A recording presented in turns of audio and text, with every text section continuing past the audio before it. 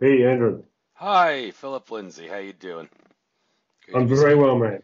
Great, great. So you're from the UK, right? No, I'm a dual Australian British citizen, but I live in Portugal right now. Oh, okay, okay. So So I travel a lot. right, right. Someone types your name into YouTube.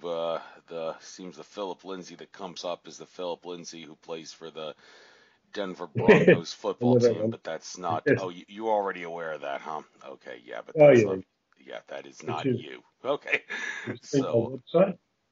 this is the Phillip Lindsay who has a lot to say about esoteric astrology and esoteric human history. I recently watched both of your documentaries, Hidden History of Humanity, and I just yesterday I watched Introduction to Esoteric Astrology and the Seven Right. Rays, and I must say that there were a lot of things that I learned from watching those that I must say I wasn't even very familiar with. So I got a lot of questions to ask you. I do have Sure. your website, esotericastrologer.org, up. Guess I'll use that as a guide throughout this program. Sure. But I guess, well, first and foremost, set the stage for this interview. As you told me in your email, you're kind of about those things, esoteric astrology and hidden human history. So, why those things? What exactly did you see in life that caused you to want to cover those subjects more than anything else? You got the floor. Well, when I was 21, I was at a party. I was a little bit drunk, and I declared that I would study astrology seriously one day after I met this woman who told everyone about themselves and blew us all away with her intuition, essentially, which was working through the framework of astrology. And I didn't think any more about that for another 10 years. Then, after my first Saturn return, and I changed my whole lifestyle virtually overnight, I remembered what I'd said, and I thought, right, I'm going to study astrology. Bought myself a bunch of books, spent a whole day in a local bookstore, brought home about a box of books, which was worth about $1,000 in those days, having only intended to buy one book, and proceeded to study myself and teach myself astrology over the next couple of years, which brought me into contact with various esoteric groups. This is in Sydney, Australia, and and then in the 90s, I started to become more interested in the astrology of nations and races and cities because they're all ruled and conditioned by different rays, different signs, and that led me into writing my first version of the Hidden History of Humanity in 2001 when I was living in New Zealand, and based on a lot of the works of H.P. Blavatsky and Alice Bailey.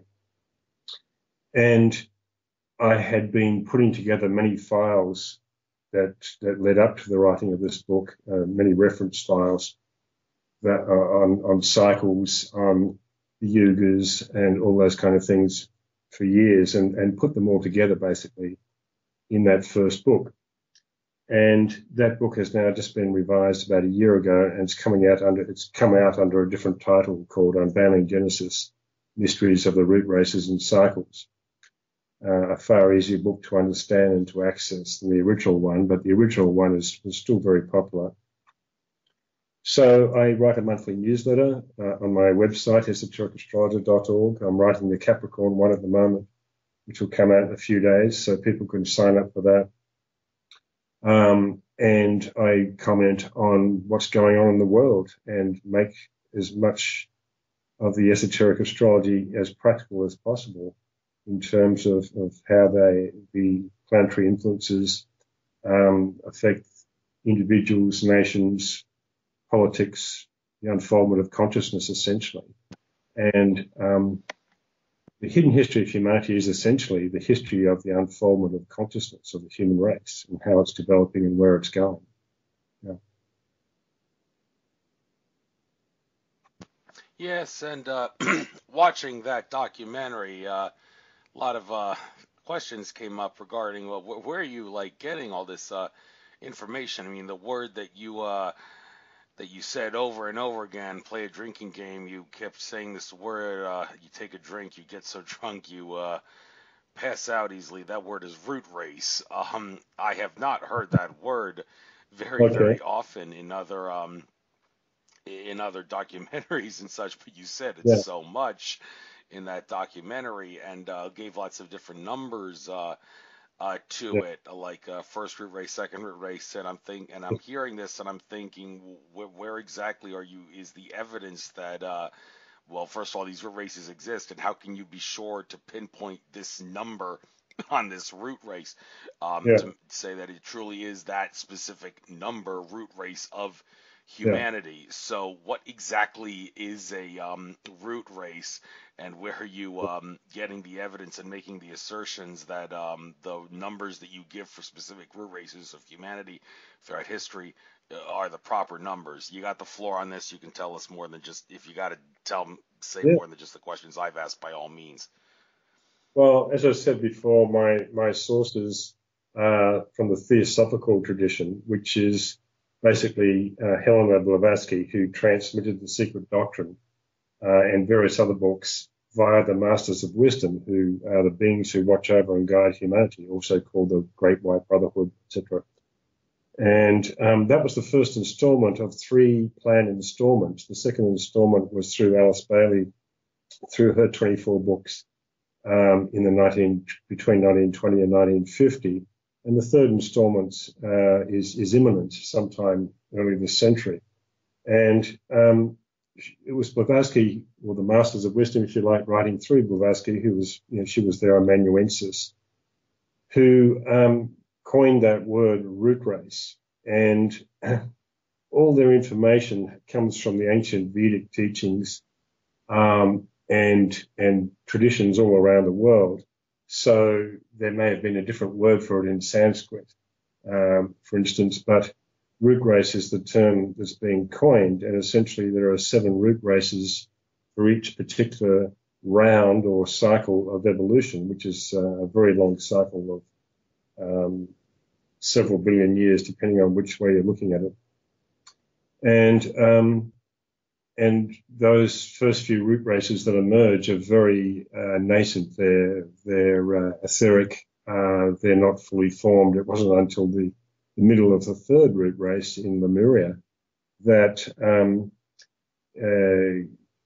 the first, more or less crude physical forms that we know today came into existence, came, if you like, manifested from the etheric into the physical.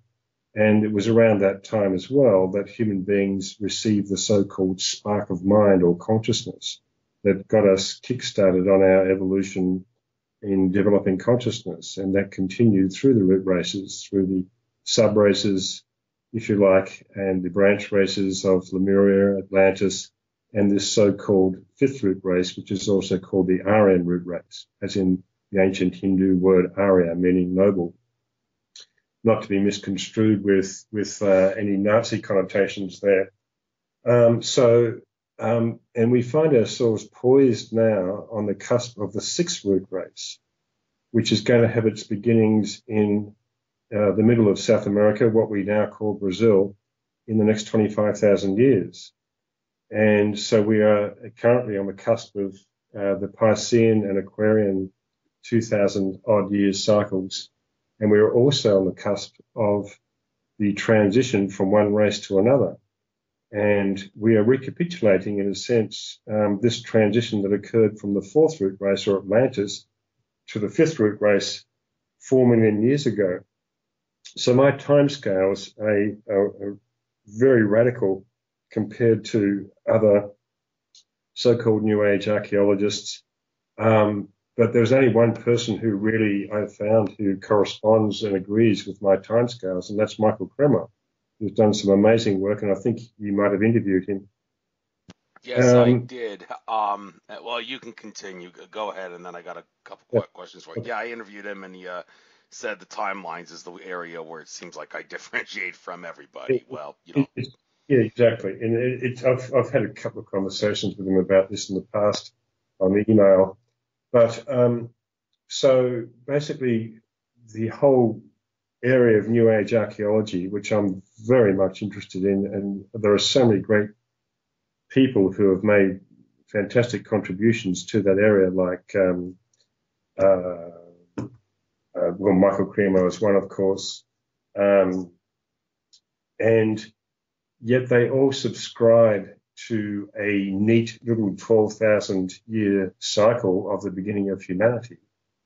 People like Graham Hancock in particular, who and they don't seem to want to move out beyond that. They claim to be alternative archaeologists to the mainstream archaeologists, and they've done some great work in that area, but they will not acknowledge these longer cycles for various reasons. And I, part of my work is about bridging from the exoteric science out there, the alternative archaeologist, to the framework that I'm coming from with the ageless wisdom, the perennial philosophy, that timeless truths that have been transmitted by the guides of the race. So I regard that as my my touchstone and my benchmark. And at first, of course, for me, it was all about a lot of these things that I read about originally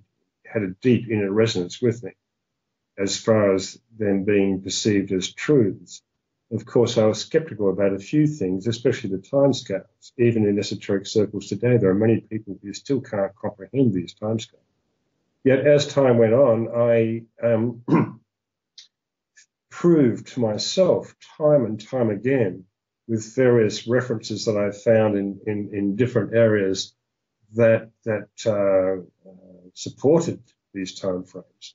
And so I was able to create a bunch of timeline markers that goes right back into the root races and before that I was quite confident in sharing when I wrote my first book, The Hidden History of Humanity.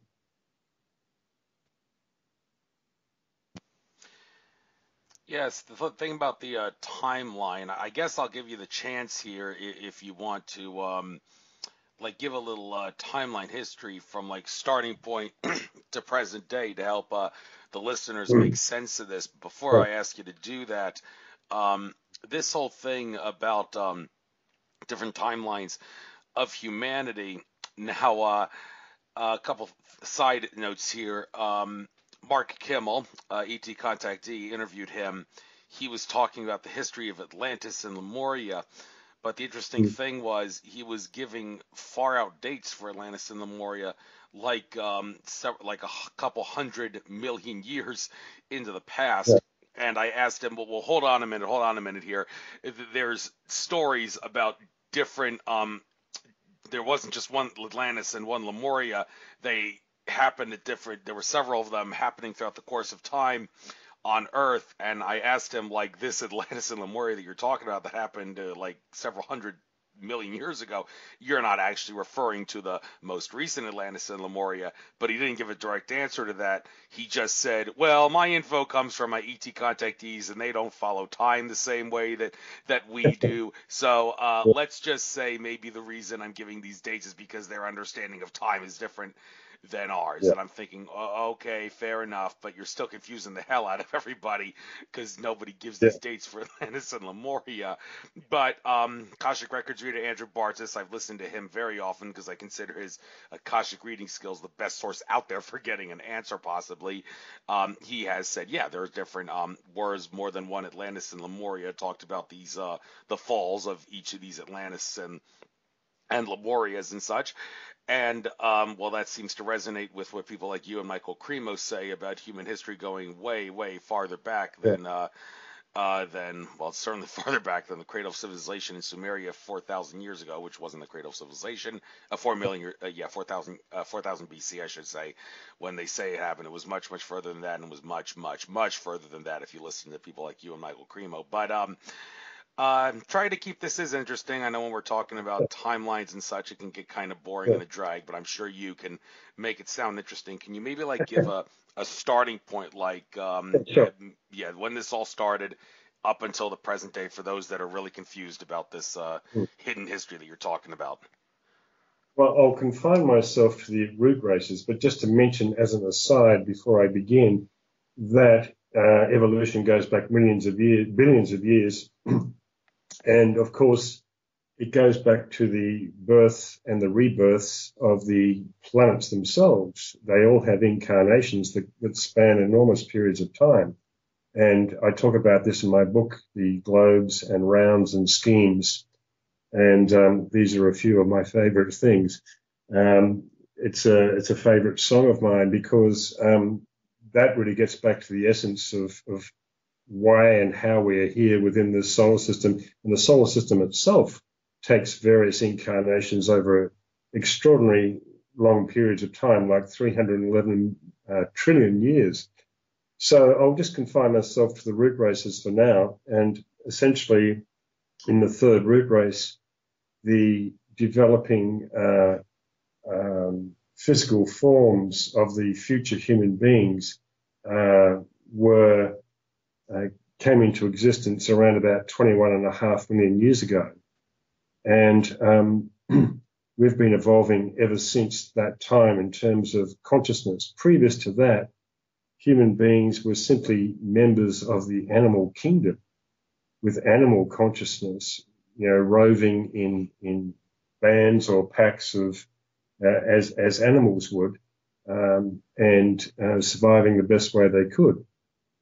But the plan for the spark of mind or consciousness to be imparted to humanity took place through these so-called Lords of Flame, which I discuss in the documentary. And these beings came from an evolution within our so-called Earth scheme. The Earth scheme is not just this one planet. It has many other etheric planets that all have life evolving upon them. And this is what a lot of people can't get their head around, because we're talking about the science of the unseen here. The concrete mind cannot comprehend that which cannot be intuited. So, perceived with the five tangible senses. They have to be, these things have to be understood by the intuition, which is what they call buddhi or Buddhic consciousness. So human beings came into incarnation with very rudimentary, gigantic forms in Lemuria. And there were certain guides of the race who incarnated at that time as kings and leaders to help the infant humanity evolve. And I'm speaking in very broad brushstrokes here, so forgive the simplicity of this. And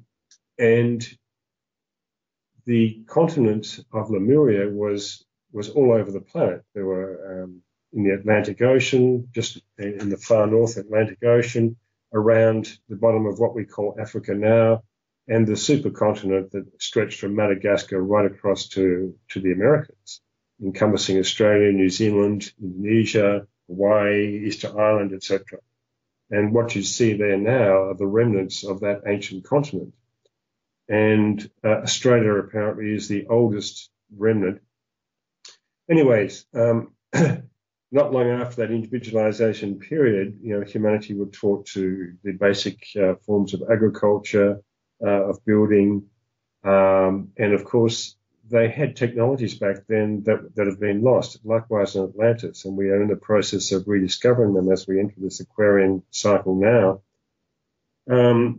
Not long after that, around about 17 million years ago, the first subrace of Atlantis was born. Each root race gives birth to the next root race, or I should say each subrace, numerically speaking, of one root race, such as the fourth subrace of Lemuria, gives birth to the fourth root race, Atlantis. And so the Atlantean civilization came into being. And 12 million years ago, both of these root races were existing side by side on various continents around the planet and evolving their consciousness. But the Lemurians, of course, were very different from the Atlanteans in consciousness. And there were many wars, apparently, and interaction between the races. And so around about just over 4 million years ago, the last of the Lemurian continents were destroyed, and most of the Lemurians along with them. And this preceded by a short period of time the Great War of Atlantis, Atlantis had been going for over 12 million years by this stage. So it's almost incomprehensible, these vast timescales to consider. And this was the original Mahabharata, the great war in India, with Krishna and all the other characters from that story, which I have a clip from one of the films in my documentary. And of course, there have been many Krishnas and Buddhas since then.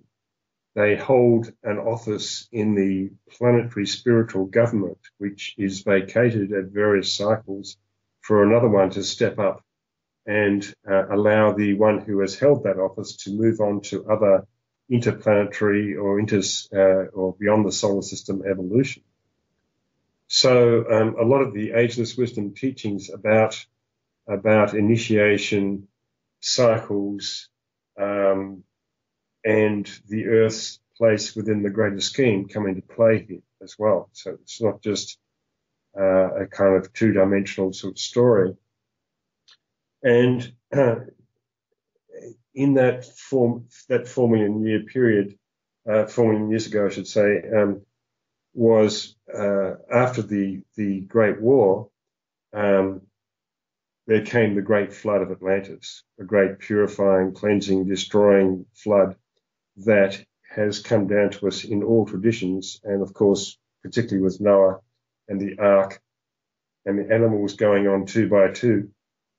The entire world was flooded, and you can see the animals going on 2 by 2 onto the Ark as an allegory for human beings being rescued from all parts of the world. You know, human beings could only find refuge on some of the most remote mountaintops because the whole world was flooded, and so Noah himself was what we call a Manu in the Hindu tradition. All the biblical patriarchs I discovered in my investigations are the Hindu patriarchs, the Hindu Manus transposed into Christian Judaic tradition. And I also found out a lot about the timescales of the yugas through the so-called ages of these patriarchs.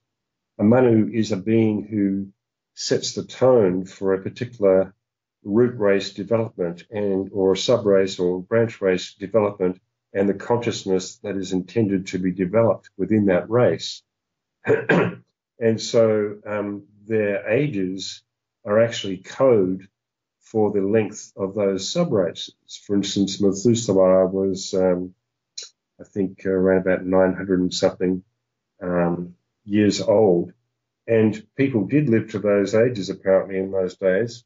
But it's also code for the length of the yuga determining that subrace.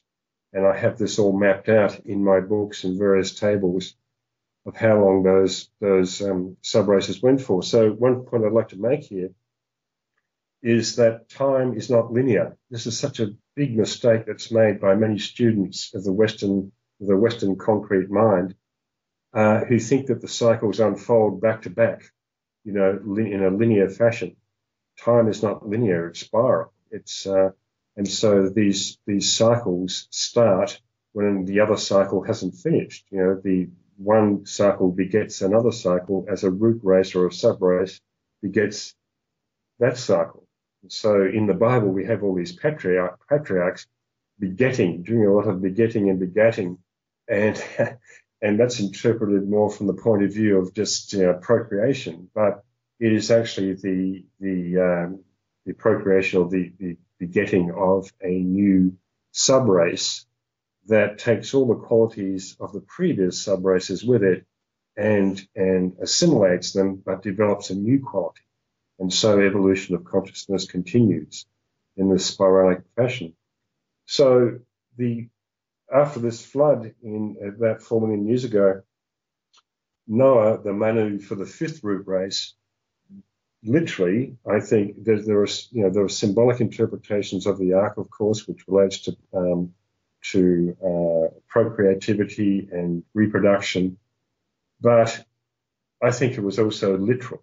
He literally did rescue humanity and one master states in spite of themselves, because humanity was quite recalcitrant back in Atlantean times and disobeyed willfully the laws that they were given, the spiritual laws.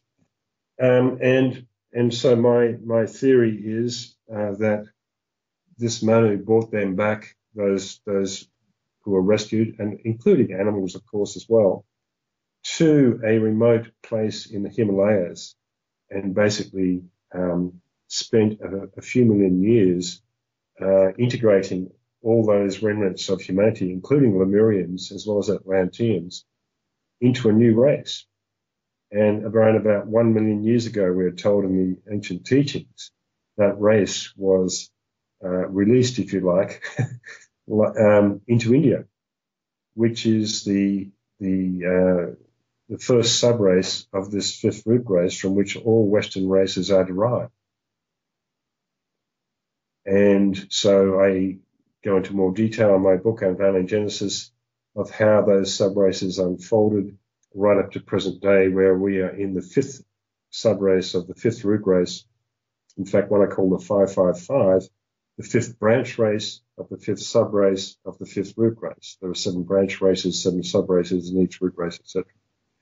And that is particularly signified by the Northern European Anglo-Saxon type of consciousness, where the mind, number 5, has been developed to the nth degree, not by everybody, because much of the Western civilizations still have Atlantean consciousness in many ways, but a certain percentage of the Western races that can hold that development, if you like, who hold the tension around that development.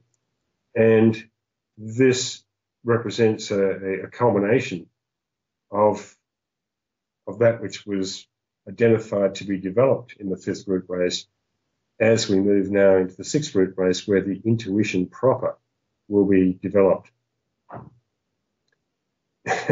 There's the potted history. Well, thank you very much. That'll certainly open up a few minds. However, interesting thing you mentioned earlier, said going back trillions of years.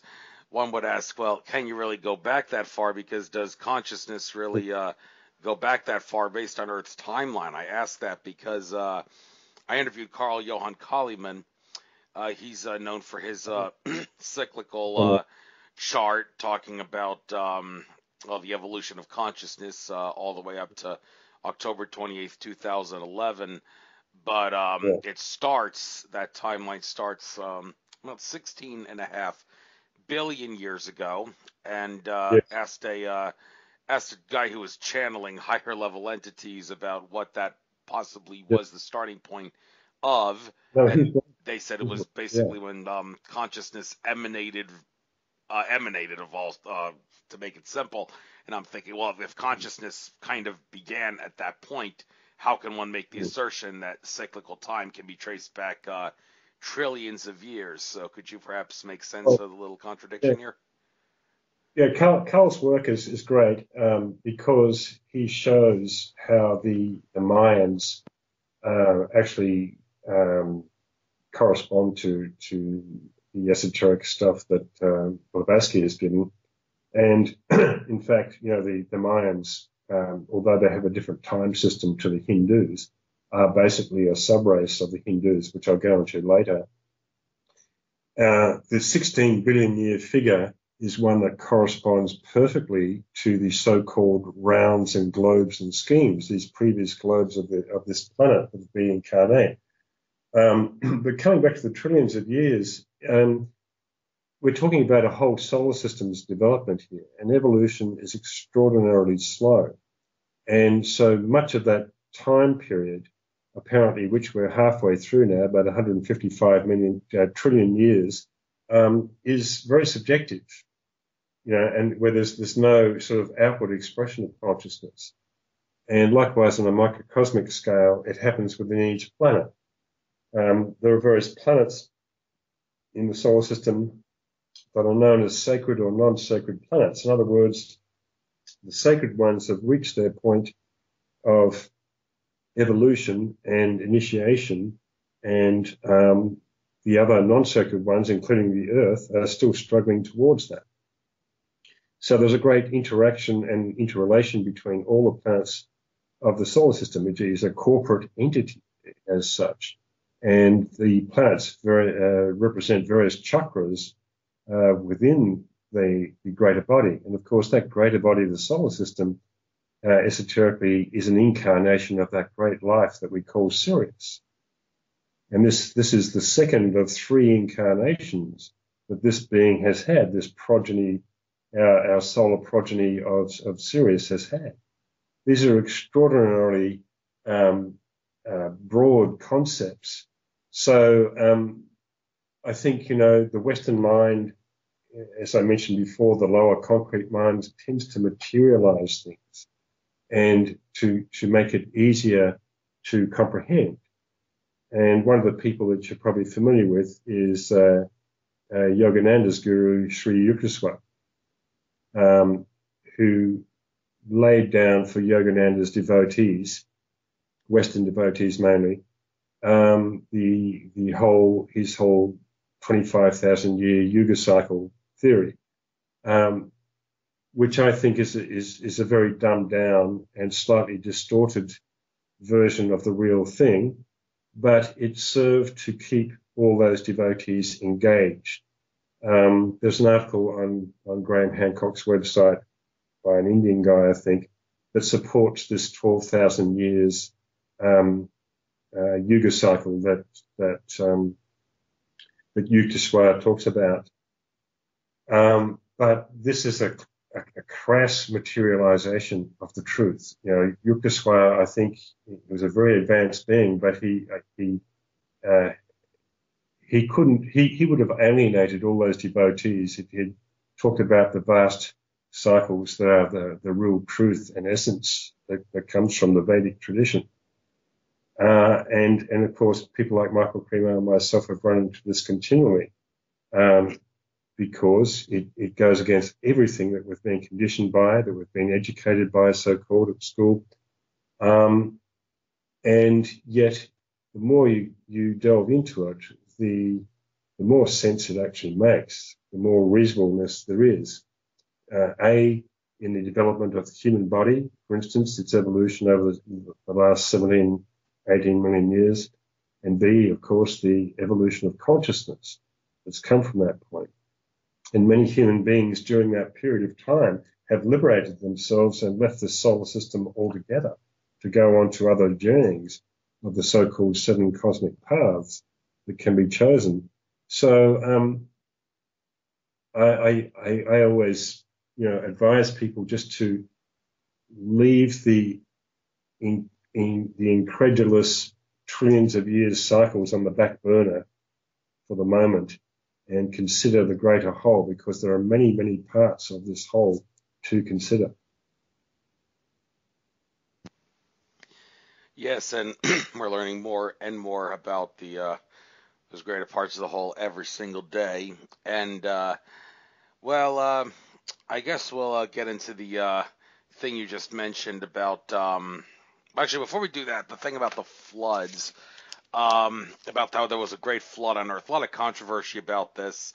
People like Jordan Maxwell assert there couldn't have been a flood on a global scale. The Earth just wouldn't allow for something like that. But then again, there's been stories some people have told about how, like during the time of Atlantis, there was the most recent Atlantis, that is, there was like some sort of a canopy all around the Earth of some sort of like crystalline monatomic water structure or whatever that would help like keep things constant and keep everything in a state of balance and equilibrium around the Earth. And the flood, in a sense, was caused by that thing melting, for lack of a better word, and causing a flood all around the world. Others have made more questionable claims of what caused the flood. I remember reading in Zachariah Sitchin's books that he said that when the Anunnaki's planet of Nibiru flew by Earth, the gravity from that caused continent of Antarctica to shift a little bit, which caused tidal waves to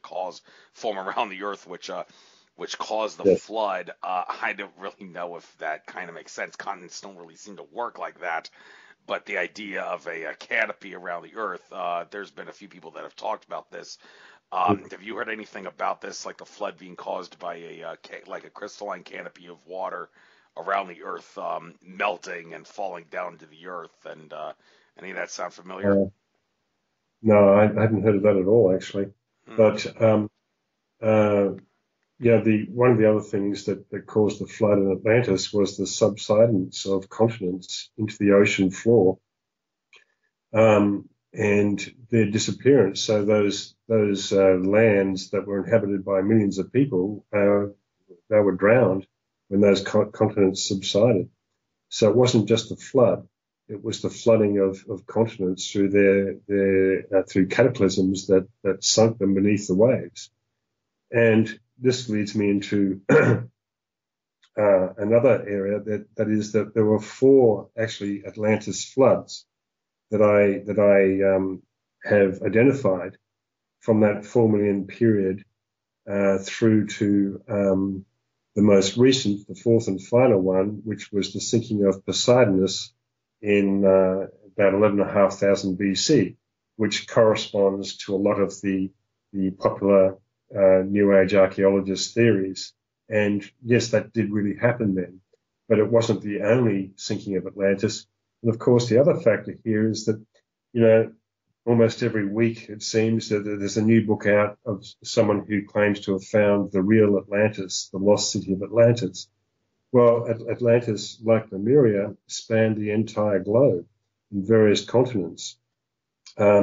Large chunks of the USA, particularly the east coast through to the Rockies, was part of the old Atlantis. Large continents that were in the Atlantic Ocean that have now sunk were part of that as well, and parts of Western Europe, and likewise down to South America, Brazil, Bolivia, that still have these old Atlantean ruins there. So, and also there was an Atlantean continent scattered through the Pacific and Indian Oceans, the one south of India that has since sunk was the continent that was inhabited by the ancient Mayans, who migrated from there at that time and eventually ended up in Guatemala. And if you compare the languages between Guatemala and Sri Lanka, or the Tamil, you'll find that there are many similarities that prove these ancient connections. The Egyptians also were part of the early races of the Hindu subrace, and they also migrated west and ended up in Ethiopia and gradually worked their way down the Nile River. And over a period of, well, the timing I give for them is about 800,000 years ago, the second flood, 860,000 years ago, the second Atlantean flood. They end up there and started, and I've also pointed out, and most people know this, of course, that there are many similarities between the Mayan and Egyptian cultures with architecture, art, ceremonies, ritual, and all the rest of it. But there's one distinct difference. The Mayans had a different kind of astronomy, and Venus was very important in their cyclic calculations. And I think it was more Jupiter that was utilized by the Hindus. So where was I going with that? Well, I just wanted to mention the fact that there were 4 Atlantean floods that people are continually trying to identify one lost Atlantis. And, the Atlantean city that Plato talks about, Plato, of course, was a great avatar, really, far ahead of his time. He's what they call a fifth rounder in the theosophical tradition. And I think that Atlantean city where it gives the measurements and of how long the construction of the various circles and lengths of things are supposed to be is a blueprint for Atlantean cities all around the world. For instance, there's been several of them identified by various authors, one of whom is a guy called Jim Allen, British guy who was a surveyor, who has done some great work in Bolivia near Lake Pupo, and has identified, I think, a very, very ancient city that corresponds to all of Plato's measurements. You can find it online. If you Google Atlantis in Bolivia, Jim Allen, you'll find a 4-part documentation of his work, which has been widely ignored by mainstream and alternative archaeologists. But I think he's found something there.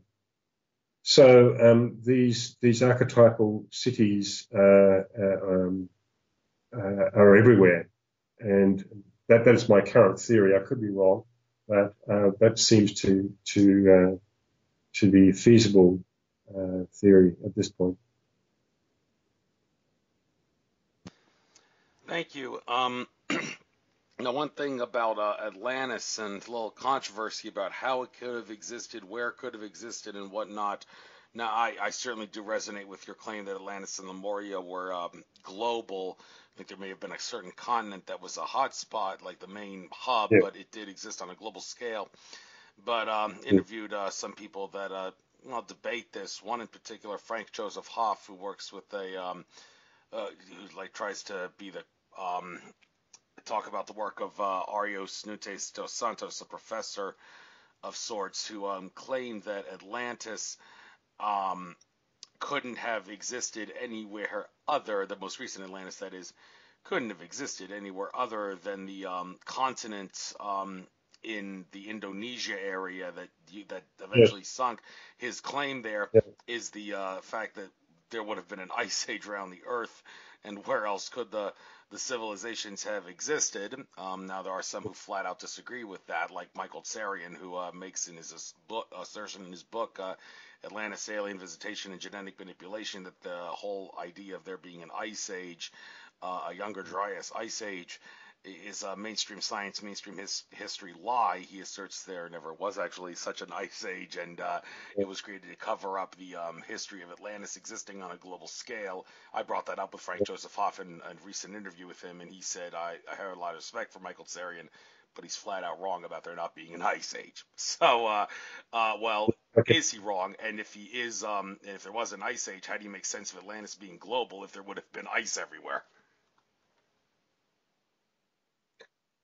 Well, these ice ages are cyclic, and there are some scientists who have done some wonderful work on these cycles of ice ages.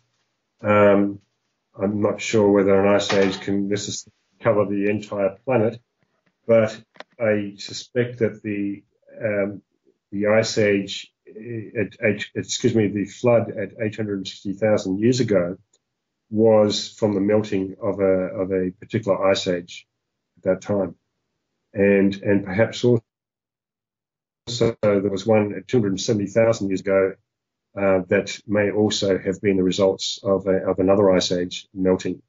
So I think there were definitely, there have definitely been ice ages. There's no question about that. So I disagree with Sarian and concur with the remarks of the other person you're talking about. But what was the main question again? Well, that was pretty much the main question about whether or not Atlantis could have existed on a global scale. Well, yeah, how could this have existed?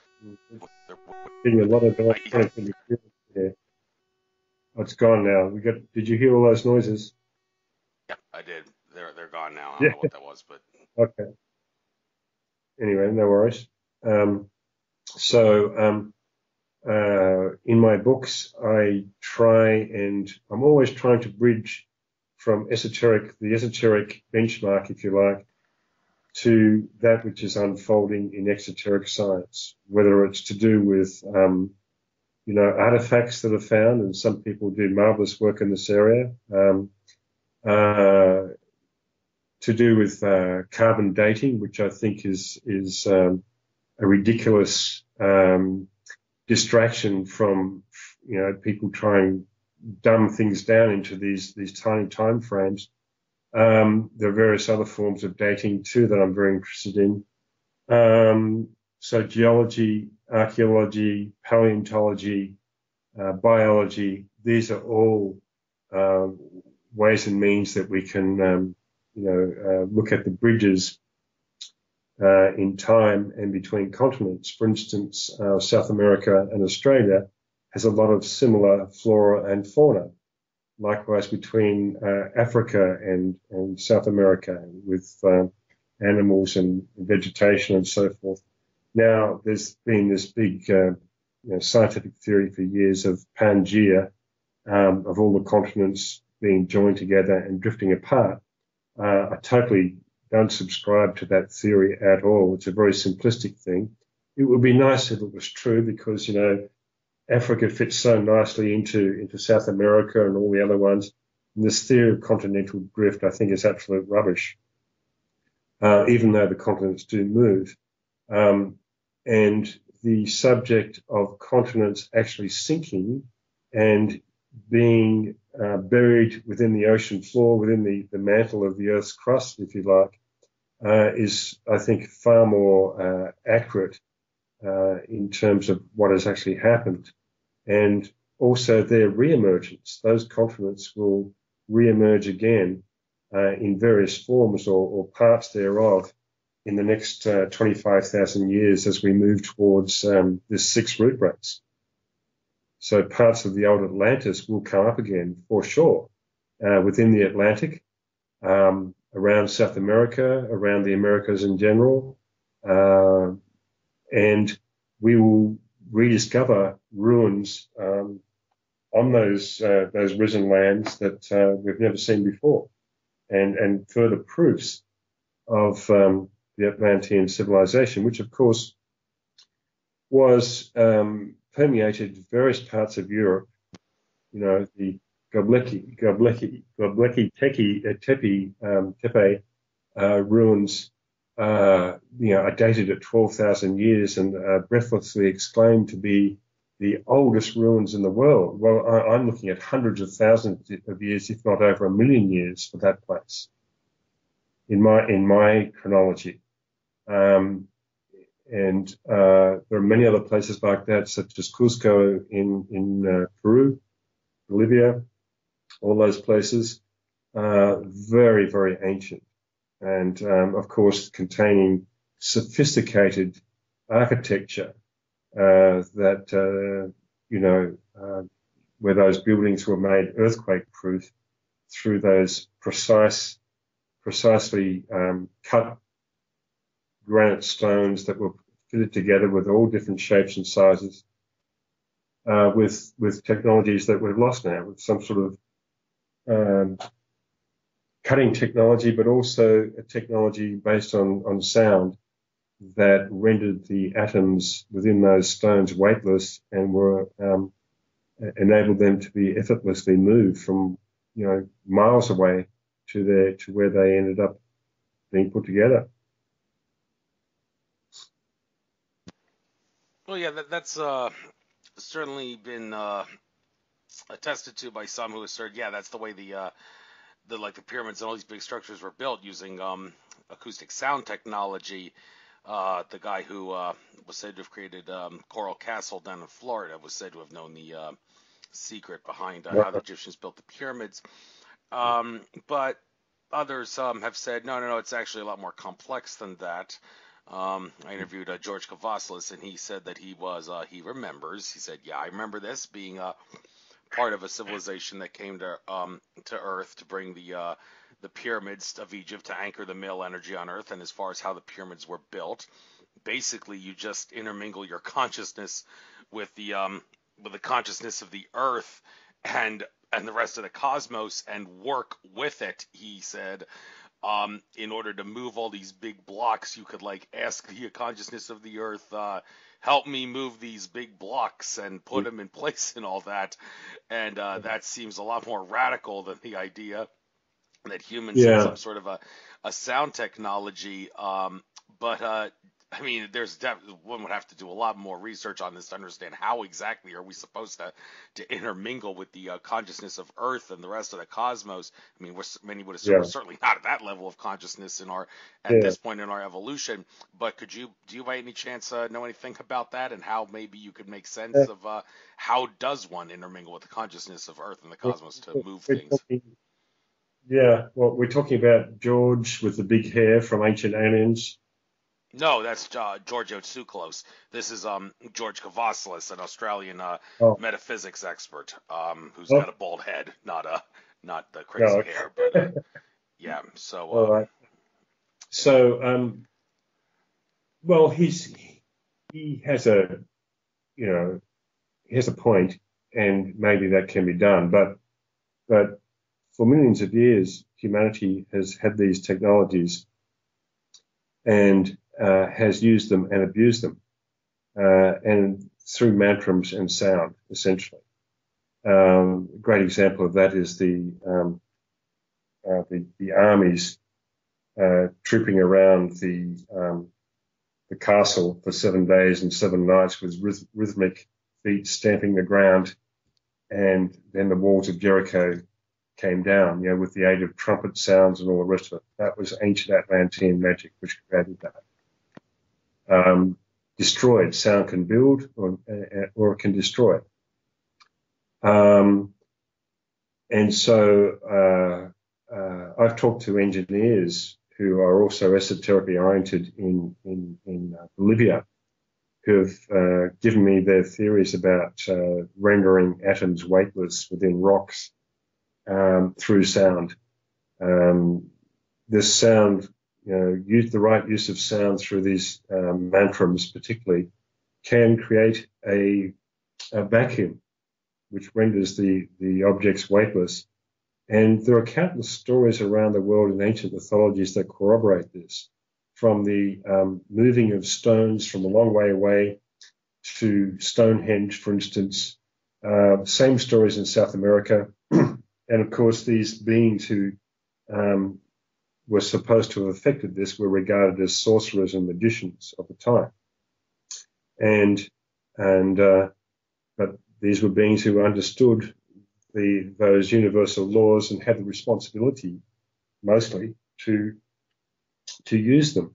And of course, these were God-given gifts to humanity.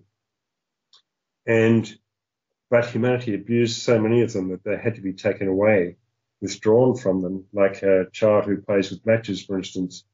And we have lost most of those technologies. And this is partly the reason why Atlantis went into decline, through the misuse of these technologies, through the selfish appropriation of other people's property, of theft, and sex magic. And so as we move into this Aquarian age, and which is really the bridge to the sixth root race, this coming Aquarian age, we will be rediscovering, in fact, we're in the process of rediscovering and have rediscovered many of these technologies again. But it's in the Aquarian cycle, it's going to be like nothing the world has ever imagined, I think. And we will have, completely silent transport using the magnetism of the Earth, using the Tesla technologies and so forth. So I believe we've had a lot of those things, including flying technology, which is you're probably familiar with in the Vimana Sutras of the ancient Hindu books, flying saucers, that in fact were used during the Mahabharata, that first great war that took place nearly 4 million years ago. And so I think there have been alien races here on this planet, but I'm not sure to the extent of how far away, because of course, I think there are many alien races from beyond the solar system looking in to see how we're going within the solar system as a whole and around the Earth at its particularly very interesting point of development at the moment. But we've had technologies and these secrets imparted to us back in Lemurian times that have been kept secret, and we've had this technology within the Earth. So when we hear the other George on an ancient alien say, what if ancient aliens, etc., quite often I think the existing technologies being utilized by human beings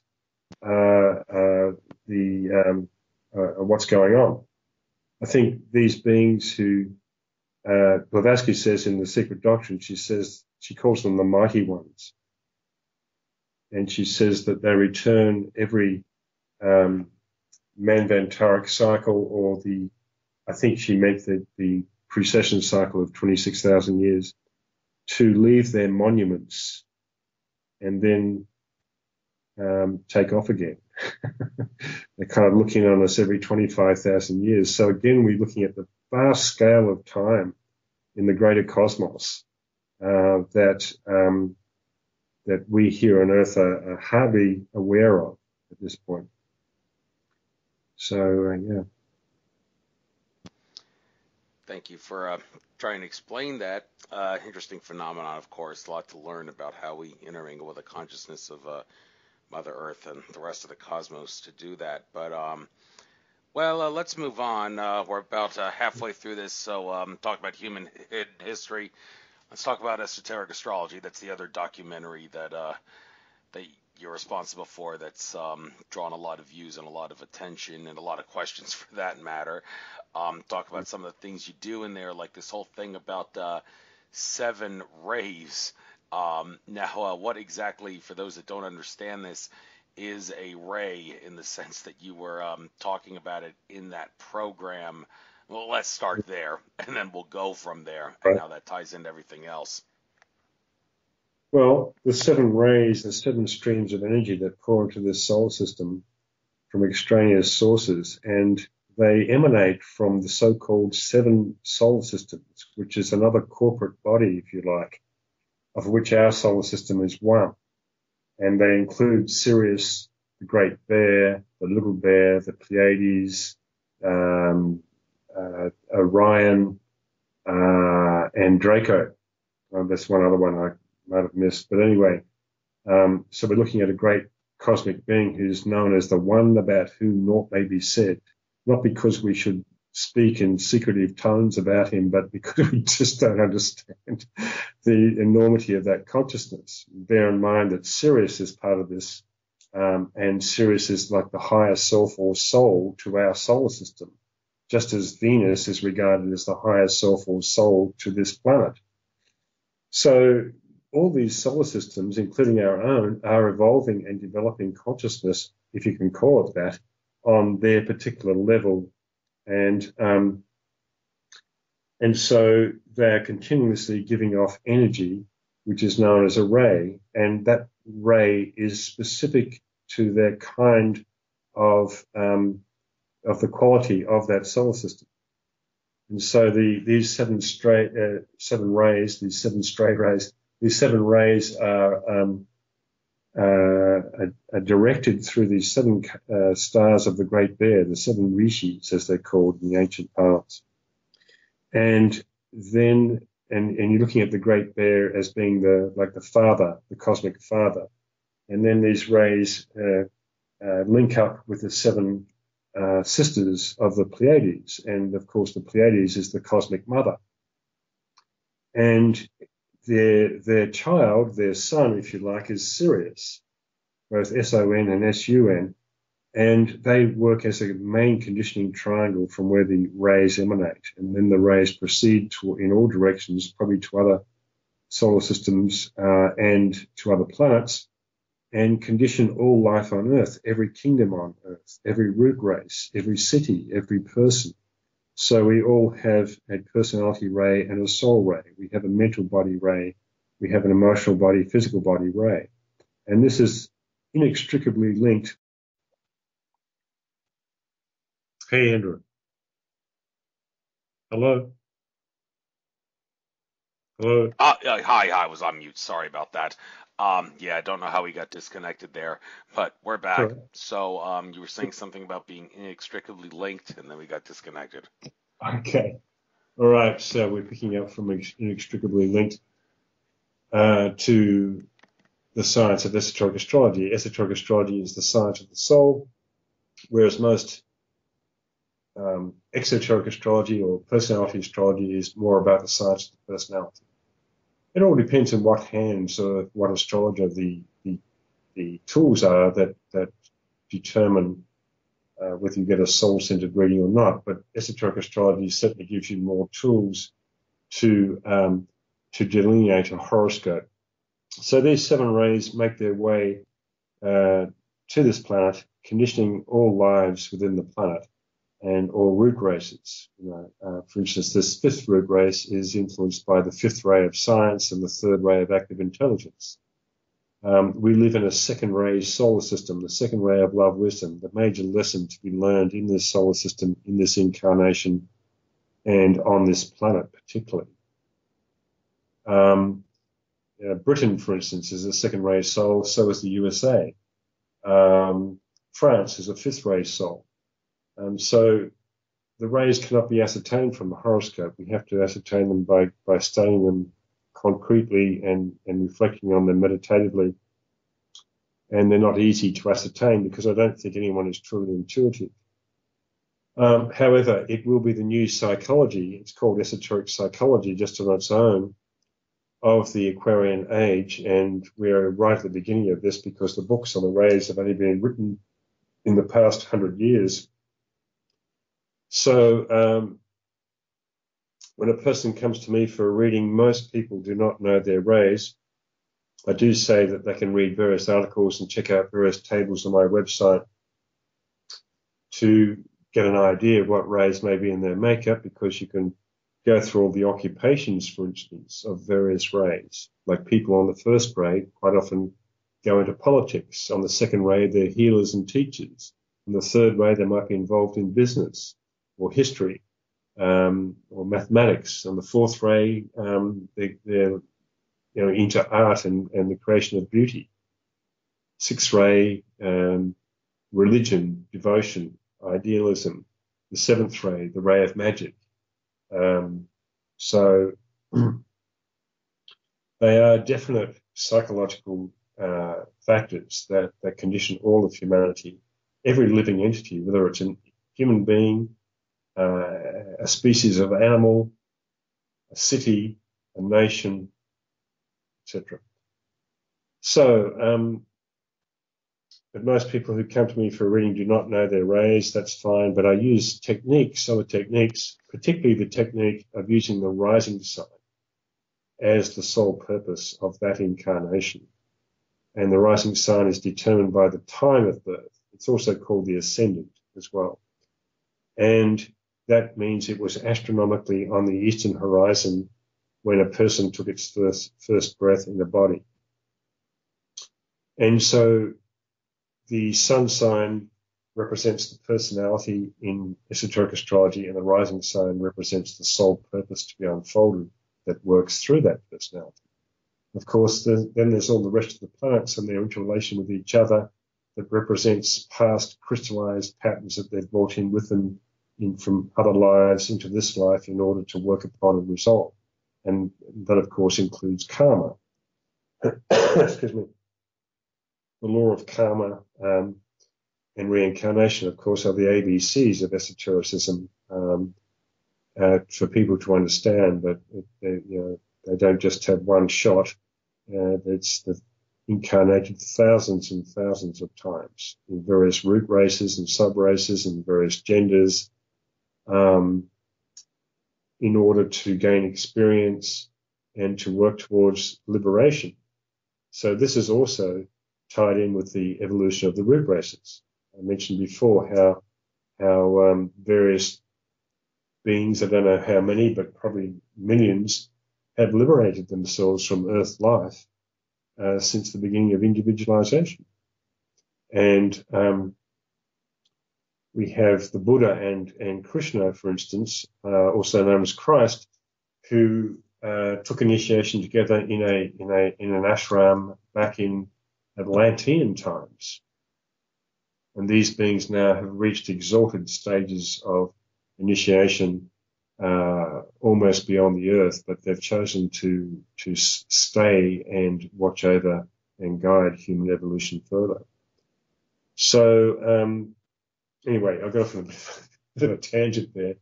So esoteric astrology is really this. It's been called the science of all sciences because it incorporates all these different subjects that are part of the ageless wisdom tradition: karma and reincarnation, the masters of wisdom, dreams, the subtle constitution of a human being, the chakra system, the nadi system, the whole concept of conscious service on the planet to fellow humanity. And of course, the actual energies of the signs themselves. Most of us have an intuitive and mystical understanding of what a sign represents, or that a sign, that astrology is accurate and that your birth chart is extraordinarily unique in terms of how you function and the liabilities you've brought in with you and the talents that you have. But occultism explains what those signs are. We can call them magnetic lenses, if you like, that the planets transmit through or that the rays pass through. You can call all these things magnetic influences. So we are subject to the magnetic influence of the rays, of the signs, and of the planets. The planets are like the carriers of the rays. They are the vehicles of the rays, and they transmit their own energies plus the energy of the ray through any particular zodiac sign. And of course, human beings are walking around with these etheric bodies and chakras, which are the receiving stations for these energies to enter into. And they are transmitted via the endocrine glands that correspond to each chakra and enter the body, and physiological and psychological behavior, growth unfolds. So I do explain this in a much longer essay about this transmission of energy from its source to its target, the human being, and how that drives evolution individually and collectively. Thank you very much for helping make sense of the ray phenomenon. Interesting thing, the documentary Esoteric Astrology, I noticed the represented the rays by color. It wasn't the 7 colors of the rainbow. There was like the color red was depicted as sort of like a pinkish red, and the I don't think I remember seeing the color indigo. I think it was more like a silver. Well, I don't know if that's exactly what you meant to represent, but why choose the colors as they did and not the 7 colors of the rainbow in the documentary? I didn't notice that. I certainly didn't choose it, but color, of course, is a frequency, just as sound is a frequency. And of course, colors and sounds can be measured in hertz. And there are really 7 colors for each color. There are like 7 subdivisions. For instance, if you Google on Google Images indigo, you'll get about 4 or 5 different versions of indigo, which are entirely different. Indigo is supposed to be like indigo ink, is almost black, like the night sky. The first ray color should be red, bright fire engine red, not pink. Pink is more the color of the 6th ray of devotion and idealism. But the esoteric color for the first ray is not red, it's actually white. The esoteric color for the 2nd ray of love wisdom is not indigo blue, it's light blue, sky blue, which is actually the exoteric color for the 6th ray. So you have light blue for the 6th ray and pink for the 6th ray. You have bright yellow for the 4th ray of harmony through conflict. You have green, sort of like a dark green, for the third ray of active intelligence. So if you stick to those main colours that have been given in the teachings, they are a good correspondence and structure to start working with. But to bear in mind that they all have sub-frequencies of other shades and colours associated with them, which no one has really penetrated the mystery of yet, I don't think. So with the 7 rays, the septenary nature of being, you have the 7 sub-races, 7 root races, 7 branch races, 7 colours, 7 chakras, and 7 is an infinite number. You can't divide it equally into the 360-degree circle. It has a recurring decimal, I think, which implies infinity, the infinitude of consciousness. And the sevenfold structure for students of the Ageless wisdom is a great one to be able to bring everything together and to relate one thing to another. You know, for instance, the crown chakra at the top of the head has a close association with the first ray of will or power. The heart chakra has a close association with the second ray of love, wisdom, and so forth.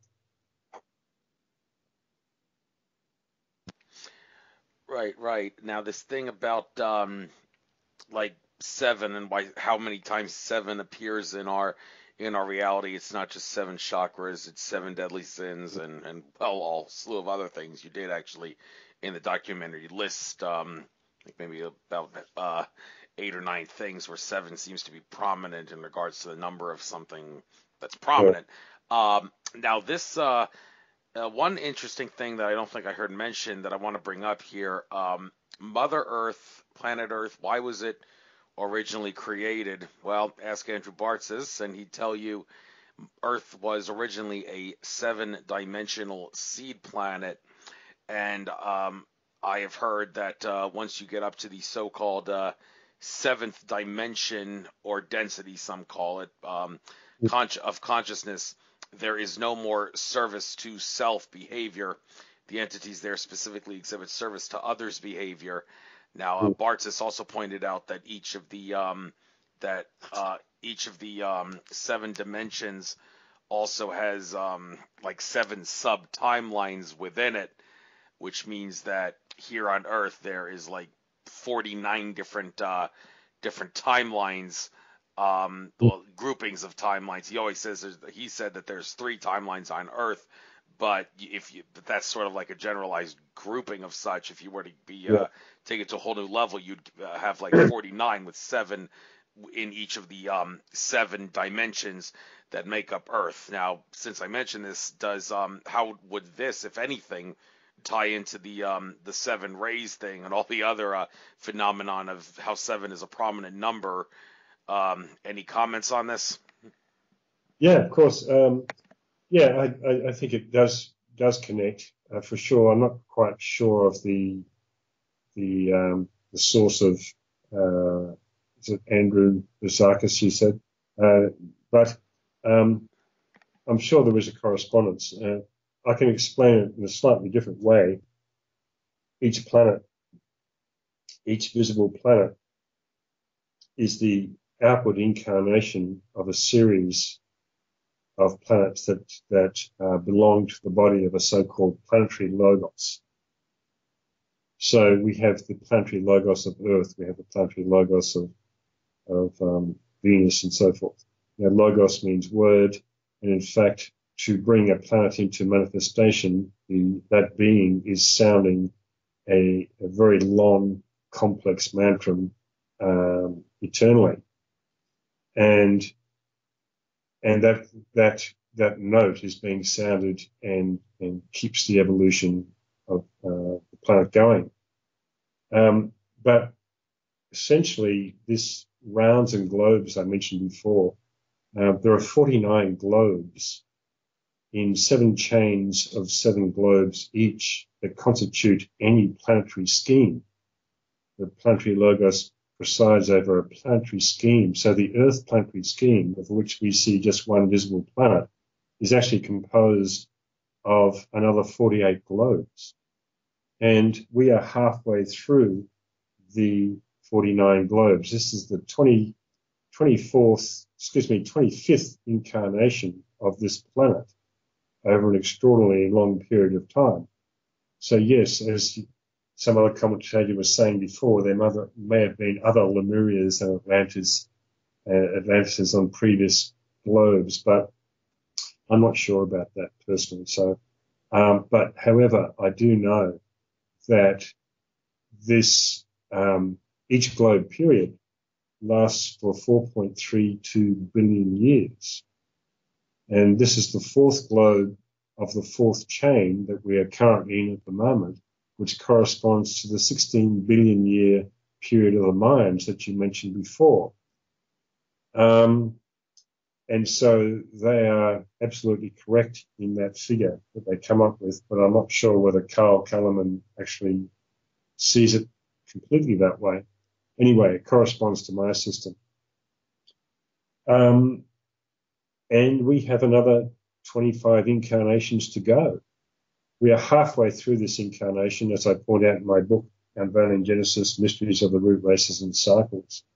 I worked it out to about 1.973 billion years, which isn't exactly half of 4.32 billion years, but we actually are at the midway point in consciousness.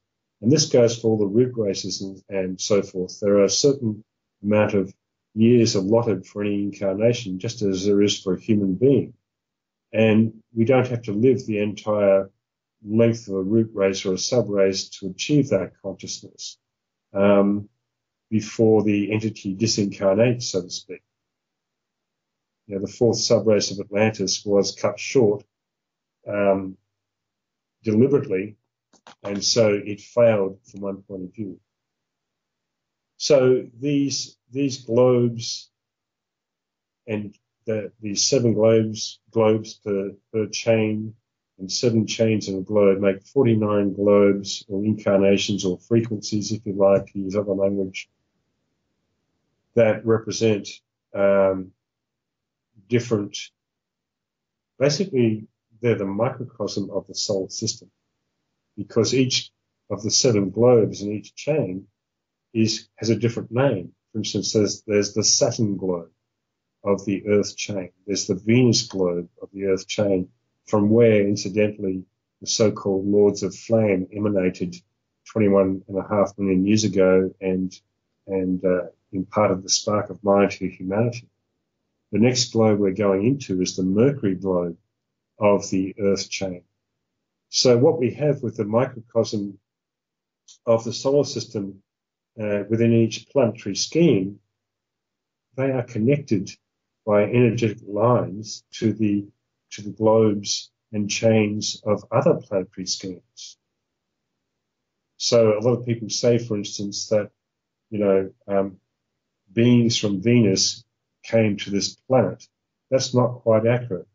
Beings from the Venus globe of the Earth chain of the Earth scheme came to this planet to kickstart consciousness evolution. These are the great Kumaras who came here, 108 of them apparently, which is a sacred Hindu number. And they've all gone back since then, except for 7 who remain, including the so-called Sanat Kumara, the Lord of Shambhala, known in the ancient biblical times as Melchizedek. So you can see how vast the panorama is, Andrew, with the globes and chains, the greater picture on this Earth, within this solar system, let alone beyond the solar system. Apparently, our planetary logos of this planet, our Earth, has a peculiar and karmic connection with one of the stars in the Pleiades, which is way, way, way beyond this solar system. So we can see when we look at these interrelationships just how there are so many interconnecting consciousnesses reacting and relating to each other and all evolving. And hence we come back to this idea of the 7 solar systems, of which ours is one. Apparently, our solar system is the unawakened heart center of that great being. And when the earth reaches its point of becoming liberated, then this heart center will start to awaken of this solar system. So a lot depends on the earth right now in this particular cycle, but from another point of view, we're entirely unimportant. Oh, wow, way to downplay us like that, but hey, we have to learn modesty, to quote Eric von Daniken, when it comes to understanding the rest of the cosmos and nature of reality. So, yeah. However, let's switch gears here for a moment. Talking about exoteric versus esoteric astrology. The exoteric is, according to the documentary, dealing with personality, and esoteric has a lot to do with like the soul overlapping personality. Now, it's interesting you mentioned that, because I've heard some people ask the question, can I use astrology to make sense of my soul? And the answer to that, according to people who hear the question, is, well, no. Astrology is just a map that you can use to follow your life in a way that could bring about, well, luck, so to speak, if that's the appropriate word to use. But interestingly, well, of course, there's not just one astrology. There's exoteric and esoteric, but there's also mainstream Western and sidereal astrology. I interviewed Ethan Chimenti of Mastering the Zodiac. He's all about the sidereal astrology, the kind that uses the fixed position of the stars instead of the path of the sun, known as the ecliptic. And he seemed to suggest, based on his research and all, that sidereal astrology is more of the, I guess you could say, the deeper astrology, if you will. It's like, even though like Western astrology, you think of this part of the world, and sidereal astrology, he says, is more of an Eastern part of the world.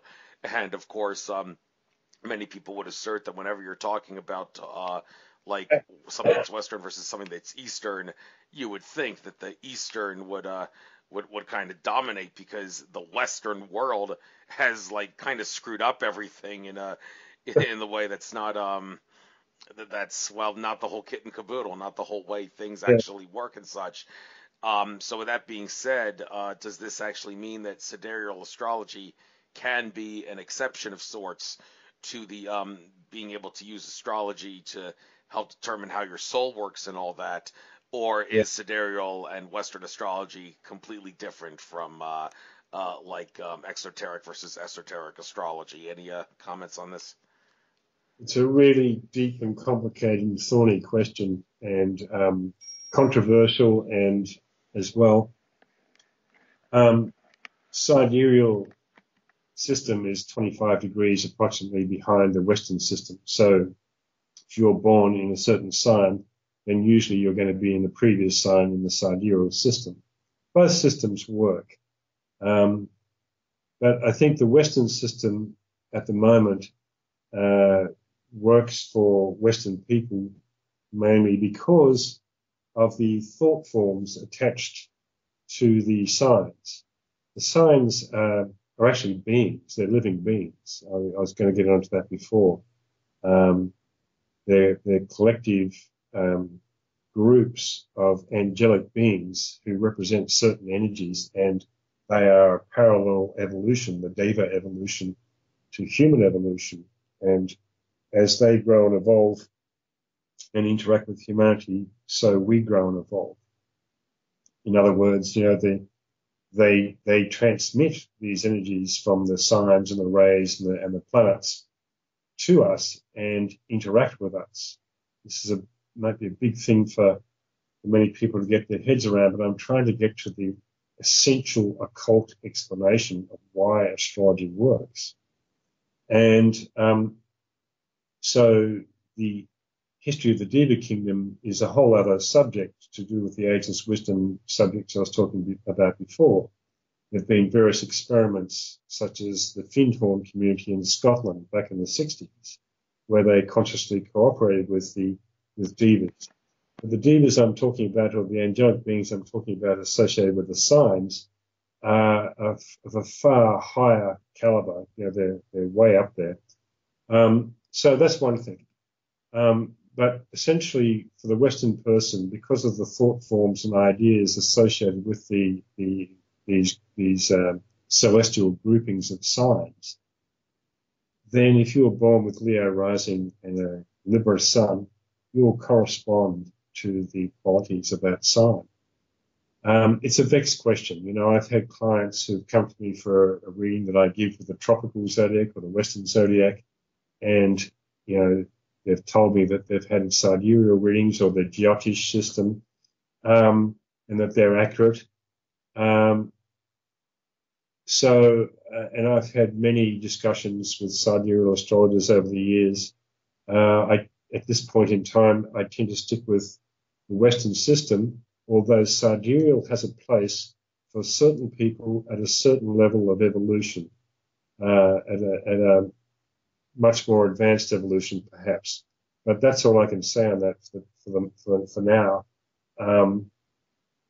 The whole idea of the zodiac is fraught with illusion, and we are told that illusion will be far more clarified when we enter the age of Capricorn, which is after the age of Aquarius. So a few thousand years to wait yet for those clarifications. So in the meantime, we work within the existing illusion to the best of our ability, and we try and stay open to all systems, I guess. But if you try and incorporate too many systems, like Chinese, for instance, or the lunar solar zodiacs of the Eastern world, or the sidereal system, you're going to get yourself messed up, and it doesn't work. I haven't seen anyone achieve a successful synthesis of different systems.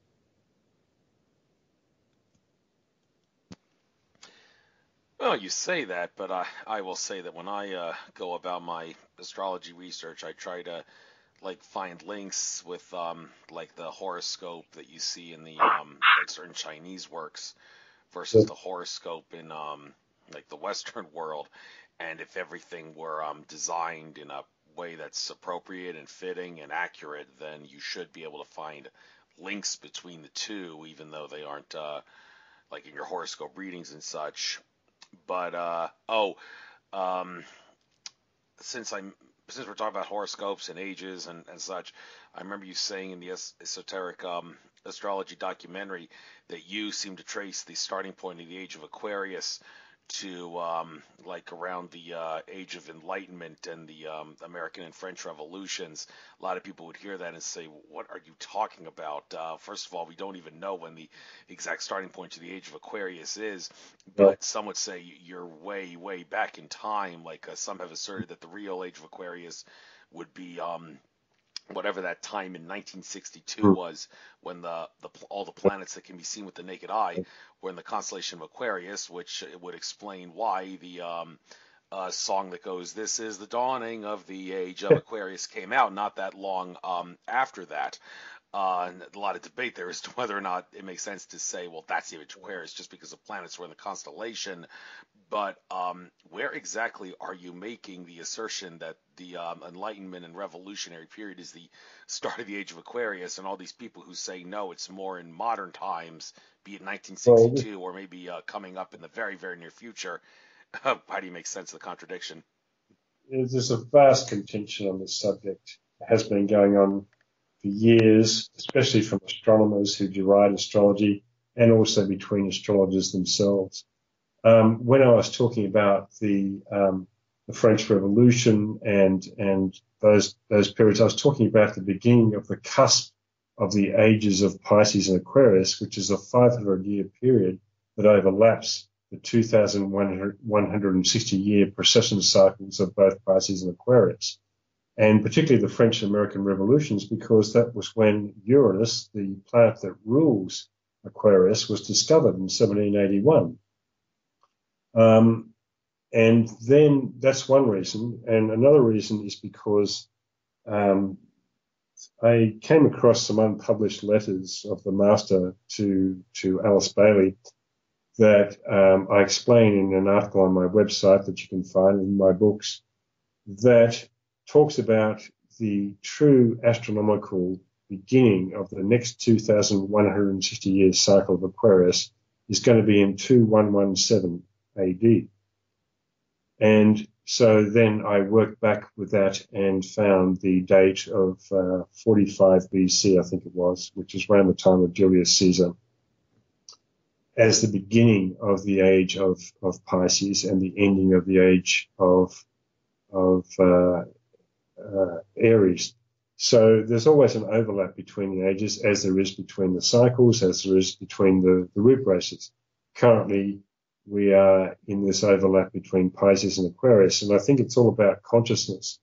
If there are certain groups of individuals on this planet who are certainly responding to the Aquarian vibration, and there are many other recalcitrant groups who are not, they are still locked in the old Piscean age.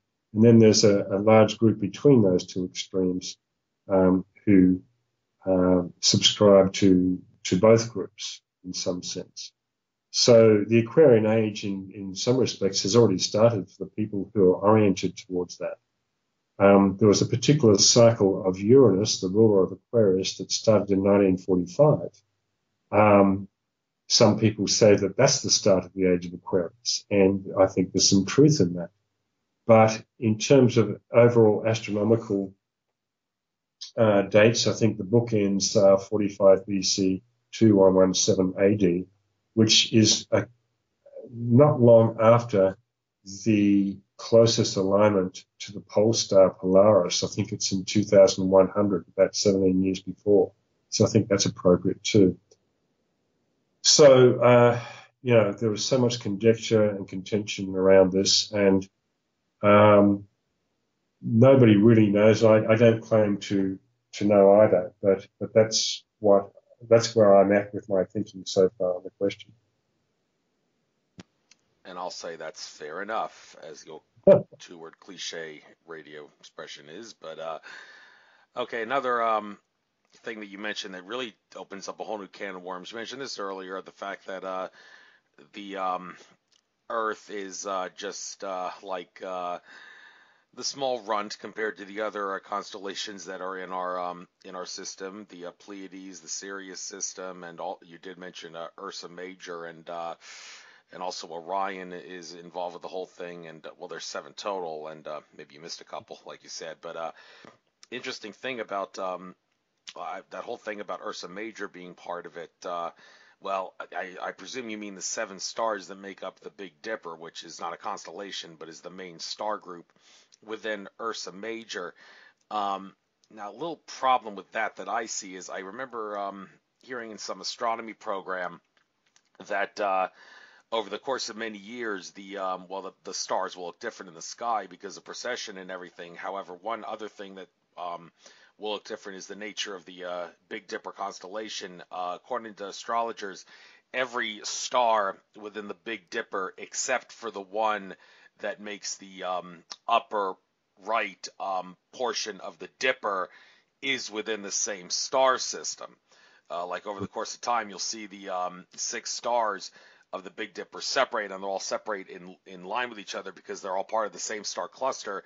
But the one that makes up the top right portion of the Dipper is actually not. So it's going to separate farther from the other 6 in the group, which are going to separate in sync with each other. Now, if that's the case, one could say, okay, well, where are you making the assertion that the 7 stars in the Big Dipper are like in the same league in line with like the 7 rays and all that? I mean, if that one star isn't part of the same star cluster as the other ones in the Dipper sub-constellation, then, well, it couldn't possibly be like in the same group. It couldn't possibly be the whole 7-ray thing. Or can it? I mean, does that necessarily mean that it's, well, just because that's the way it's going to work out doesn't mean it can't be part of the 7 rays and these other constellations you mentioned? Well, first of all, let's cover that. How do you make sense of that? Like the one star in the Big Dipper is not part of the same star cluster, so where are you making the assertion that the 7 stars in that make up are in league in line with the whole 7-ray thing? Well, my perspective is it doesn't matter. There's also the perspective of how we see the stars from Earth and we see a certain constellation, yet the stars in that constellation can be many, many light years away from each other. Yet they are considered a constellation that passes its energies to the zodiac. And here is another question that comes up as well. The difference between the constellational forces and the zodiac signs, which are invisible. When we look out from the Earth through the ecliptic, you see the 12 signs of the zodiac. Well, the 12 signs of the zodiac are against the backdrop of the constellations. And this is, again, this problem of precession and the difference between sidereal astrology and tropical astrology. So this is also part of the illusion. It's not unreasonable to argue that a star that's out of sync with the rest of the constellation is energetically part of that constellation, as far as the transmission of the ray forces are concerned. Some people have gone into this in deeper detail on my website in various essays by other astrologers, looking at the various stars, the binary star of Alcor and Mizar, for instance, and the Great Bear, concerning the second ray of love wisdom being transmitted through it. Some really amazing stuff with hardly scratched the surface yet. So I don't have a completely satisfactory answer for your question, but it's a very good question. Yeah, let's get a little astronomical for a moment here. In regards to understanding the nature of astrology with all this, you mentioned some of the stars that we see, well, many of the stars that we see in the sky are binary. You just can't make that out with the naked eye, like the in the Dipper part of the Big Dipper, like the middle star has a very prominent double star to it. Those in the metaphysical community have said that the whole purpose behind like double stars and all that is, well, among other things, like in the case of our solar system, you got a balance of male energy. Like those in the ET contactee community, among others, have said we actually do have a star that's behind the sun that we see, but we can never see this second sun because it orbits the sun at the same rate that the Earth does. And George Kavasilis and others have said that this second sun is a balance of the male energy, with the other balance being, of course, caused by our primary sun. So, so that may help make sense of how you can say that there's 7 rays or something, even though there's more than 7 stars, like in the Big Dipper. It has to do with the fact that there's a balance of more than one thing dealing with any one of the specific rays, or in this case, the specific stars. Let's get a little further with this and talk about how some other things factor into this. And you do have a little article here, a little tab here on the on your website under the Esoteric Astrology thing, talking about planets and asteroids. Any astrologer would tell you, well, yes, all the asteroids out there and all the other planetary bodies would have a say in the horoscope, but it's so small and relatively insignificant, it's not really worth dwelling and obsessing about. But one thing I do want to ask you is, how do you make sense of the the fact that our solar system has anywhere from 40 to 66 planets actually, and not just the 8 or 9 if you count Pluto. Because John Lear, when I interviewed him, he said there's 40 planets. Andrew Barsis, the Akashic Records reader, says there's actually 66. Let's not get into debate over what a planet is and what it isn't, because that's going to confuse the issue further. But the point is, there's definitely more than the amount of planets we're told. Mainstream astrology has lied us in that regard. So how do you make sense of that? And talking about all these other things you're talking about, 7 rays and whatnot, when there's so many more planets that you gotta add to it to understand the whole kit and caboodle. Well, to start with your first point, there's actually 16 differentiations of the 7 rays, but that's a deeper thing that I can't go into now. But it's in the book Esoteric Astrology by Alice Bailey, which was transmitted to her by the being known as the Tibetan Lord Dwaras Kul. And so, yes, there is a plethora of stars, planets. We are said to have 70 planets in our solar system by this same teacher. So that corresponds to the 66 figure that someone else gave out quite closely. And of course, we have all the globes and chains within any planetary scheme. You know, the 49 globes of every planetary scheme that transmit energy or in processes of being built or in the processes of dying. There are etheric suns and constellations in the process of disintegration that we can't see. The other sun that you're talking about refers to some writings of Yukteswar again, which is quite a feasible theory. And one of the teachers of Blavatsky calls it the Raja sun. Now, I don't know whether this Raja sun is actually a physical sun or whether it's an etheric sun. Every etheric planet of those 70 planets and every etheric globe of any particular planetary scheme all have magnetic influences, as would an etheric sun, if there's such a thing. So I don't discount the possibility of that, the existence of that sun at all. I keep an open mind completely on it. But we've been given a structure thus far on the 7 rays, and I see myself working with that in this lifetime and helping to evolve the understanding of that science into the age of Aquarius in future incarnations. We can't get it all at once. We have to be kind of spoon-fed this stuff and absorb it and assimilate it. You know, and I still say quite often that these teachings who have been given have hardly been done justice in the last 100 or so years. There is so much there waiting to be found. My future planned work still is going into mining the secret doctrine for all the gems that are in there. So I'm not sure that I answered the second part of your question at all there. Did I get to that? I covered that.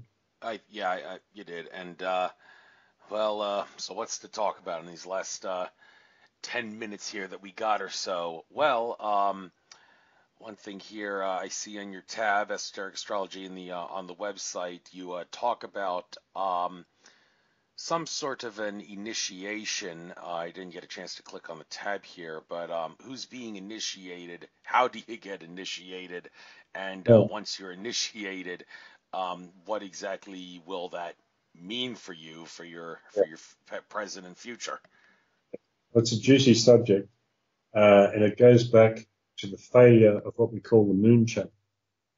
The moon chain was the previous chain of 7 globes in our Earth scheme, and the moon in the sky that we see today is the remnants of the previous incarnation of this planet, and it still has this relationship with us, but there's no spiritual life on it anymore. And so we still are dealing with the past karma or the so-called failure of the moon chain. We have 2 different groups of souls on this planet, essentially 2 main groups. There are other small groups, but the 2 main groups are the so-called earth chain souls and the moon chain souls. The moon chain souls are far more advanced in intelligence, and they usually assume, positions of prominence and business and politics and all the rest of it. The earth chain souls are less developed, but they're catching up very quickly in consciousness. The one who holds the office of the Christ at the moment, or Lord Maitreya, is known as the master of all masters, most of whom are moon chain souls originally, but the Christ is actually an earth chain soul. So we have an interesting mix here. We also have souls here from other planets. And of course, we've had many ET contacts and all the rest of it. Now, love is the answer. What was the question? Well, yeah. Just to remind Initiation. initial. How do you? Once you get initiated, how do you? What does it mean Sorry, for you? thank you. Yeah. I tend to go off in tangents. I'm strongly on the third ray of active intelligence in my personality expression. So, because of the failure of the moon chart, humanity have fallen behind a long way in consciousness from where we should be. We should be at the level of Venus, that has since become a sacred planet, and where the experiment of initiation, which is like a forced evolution, was conducted successfully. And so since the period of ancient Lemuria, the first temples for initiation were set up in order to bring the suitable candidates for initiation into expanded conscious awareness. And that is the whole, that tradition has been going for millions of years through all the root races and sub-races, through various groups and organizations. In modern terms, the Masons more exoterically, but most of them don't really understand the true significance of what initiation actually means. Initiation is essentially reaching that point in consciousness where you have complete control over one of the vehicles of your body, such as the first initiation, which is the birth of the so-called soul consciousness, that leads eventually to the second initiation, where there's a complete control of the astral body is demonstrated, the desire body as it's called in Buddhism.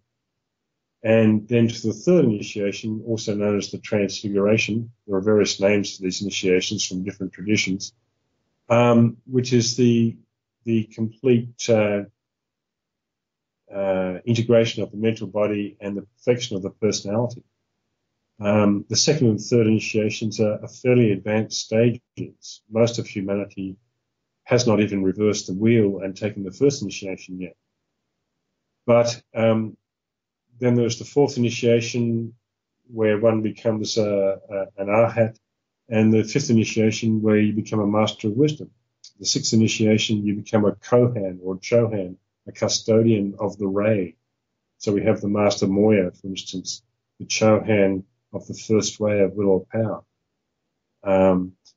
And so we have this planetary hierarchy, this planetary government, which has been much maligned by people who are ill-informed about the subject and talking about various conspiracy theories, but they constitute the Great White Brotherhood, who direct and guide this planet. And currently, and I write about this a lot in my newsletters, we are at a point in evolution where the ancient war of Atlantis has been recapitulated in the last century through World Wars I and II. And I maintain that we're in World War III at the moment, but it's raging on the mental plane. It hasn't precipitated to the physical plane. And there are many people who are stepping up and ready for initiation at one level or another. And this group consciousness of Aquarius is pouring through and creating a greater awareness of this. And yet the forces, the materialistic forces that fought humanity back in Atlantis, are fighting tooth and nail to prevent this happening, because the hierarchy have announced back in the 15th century, when they had their once in a century conclave meeting, that they would come back amongst humanity again after the year 2025. And we're only 7 years out from that date now. And they are literally coming into incarnation. Their highly refined frequencies are actually responsible for a lot of the conflict that we see upon this planet, because it's butting up against the status quo, which is of a much lower frequency. And so the materialistic forces, or the so-called Dark Brotherhood, as they're called, are fighting through all their various agencies, conscious and unconscious, upon this planet, to prevent that reappearance from occurring, and to prevent these various groups of souls, of which we are all part, from taking individual and group initiations, because they know that when a certain group of people take the third initiation in the next 500 years on this planet, that humanity will be home and free in terms of safety from these materialistic forces that have been controlling this planet for millions of years since the dark days of Atlantis, because that Mahabharata war was lost. It wasn't won by the forces of light. They had to withdraw and stand behind the scenes, and now they're planning to reappear. At least make a date for the reappearance after the year 2025. So it might be right on that date. It might be 40 years after that. But in terms of timescales, it's just around the corner. So we are really in a very exciting period of the planet and a crisis that's occurring in all the Western nations who have been basically taken over by these materialistic forces. You know, and yet they are also the hope of humanity, that they stand and hold the light. So there's a whole shadow. The shadow of humanity has basically been confronted since World War One, Two, and Three, and where we are now. We're still grappling with the shadow or the dweller on the threshold. And these next several years are going to be critical. No question. That lunar eclipse that's supposed to cross over America, sort of like the opposite path of the X that the lunar eclipse in August of 2017. This is the other one that's going to complete the cycle in April of 2024. That's definitely going to be significant, and can only wait what's going to happen in 2025, like you say. Very definitely a significant time period. The stars and the planets, in this case the moon, show it. One more subject, and then I guess we'll call it a show. You mentioned the thing about the in your documentary about how certain planets. For a second, I'm drawing a blank on it, but Earth, Mars, Pluto, and the Moon are in a certain group of planets that's personality still hasn't overpowered the soul, I think, and then all the other planets have their souls have trumped the personality. So what are the names of the groups of planets that I'm drawing a blank on that I'm sure you know what I'm talking about, like Earth, Mars? Well, I mentioned before the sacred and non-sacred planets. Yeah, sacred, non-sacred. So how exactly do you determine how'd you determine that those planets are sacred for the reasons that you gave, and the other ones that aren't sacred are not for the reasons that you gave? How exactly would you determine that? Well, it's been given by the master, and I don't sort of blindly believe everything given by the master. I have to test and prove it myself, and I have done that over the years by examining how these planets work in the horoscope. So we have the moon, Earth, Mars, Pluto, and the sun as the so-called non-sacred planets. The sun and moon are not planets, obviously, but they veil hidden planets, as we're told. So that's another subject aside, but essentially the moon represents the form, and it's one of the rulers of the fourth way of harmony through conflict, more the conflict part of the harmony equation. And the moon represents the lower form. It rules the sacral chakra, the sexual chakra. It rules instincts and habits and the past. So we all have a moon in our charts that represents the dark side, the dweller on the threshold, the shadow, as it's called in Jungian psychology, and it's something to be transcended. It's also something we can draw from in a positive sense without even thinking, because it's such a well-known pattern. So we can see how Mars works out in a horoscope as something, as the moon works out in a horoscope as something to be overcome, to be transcended, to be controlled. And likewise Mars. Mars is the god of war. He rules the solar plexus chakra, which is the main battleground for humanity and for all aspirants and disciples upon the path. He rules that emotional volatility, that profound desire nature that we have, for sex or for things or for, so many things that we can desire. that have to be transformed and raised up from the solar plexus into the heart. It's interesting that Pluto is another planet, non-sacred planet, and both Pluto and Mars are the co-rulers of Scorpio, which is one of the major signs of testings and trials for initiation, and of course infamously known for its misuse of power and sex. So that's where the non-sacred planets come in terms of how they're read in the horoscope. There's always a higher and lower expression of the planets and of the signs and of the rays. I don't know if that answers your question sufficiently. Thank you very much. Yeah, you answered it pretty well, and I will certainly, when I do astrology readings, whenever I'm doing some for like Mars or the Moon, I'll try to see if I can pinpoint the things that help make sense of the whole thing behind these planets being non-sacred and the other planets being sacred. So it's definitely something else I want to try to look into in my understanding of the nature of reality. Glad you made light of it.